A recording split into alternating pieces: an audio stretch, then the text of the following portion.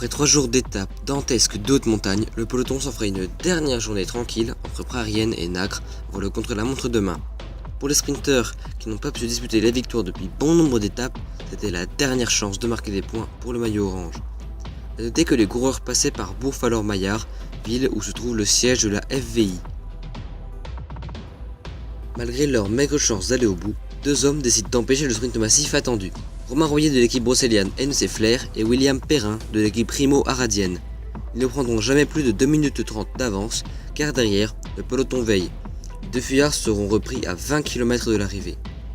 Le peloton arrive donc groupé à Nacre, qui fut le grand départ du Tour en 2016.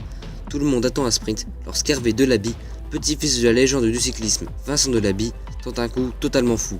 Il attaque à 800 mètres de l'arrivée alors que les sprinteurs se préparaient à accélérer. Il surprend tout le monde, y compris ses coéquipiers, et va s'imposer juste devant Nilsson Gert qui jouait le sprint.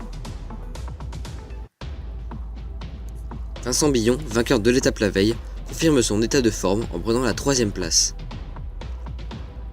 Aucun changement au classement général avant le contre-la-montre décisif de demain. C'était également la dernière étape où étaient distribués des points orange.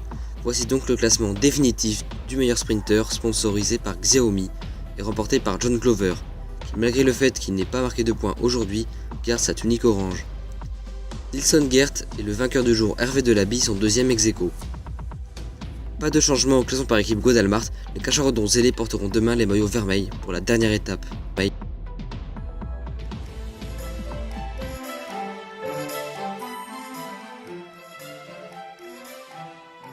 Et c'était bien l'édition de 1999 qui avait été annulée en raison d'un énorme scandale de dopage apparu en décembre 1998. Celui qui avait gagné 7 fois le Tour du Polaro, l'ancérien Tony Gordon, tombait dans une vaste affaire de dopage. L'édition d'après était donc annulée à cause d'une fuite des sponsors et du désintérêt populaire. Bravo à Vencenovic qui a remporté 2 points pour avoir donné et la date et la raison.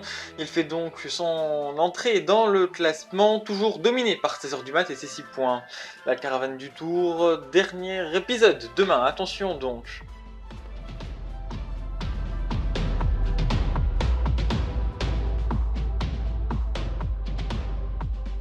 Demain aura lieu le bouquet final dans les rues de la capitale du Polaro, Galax.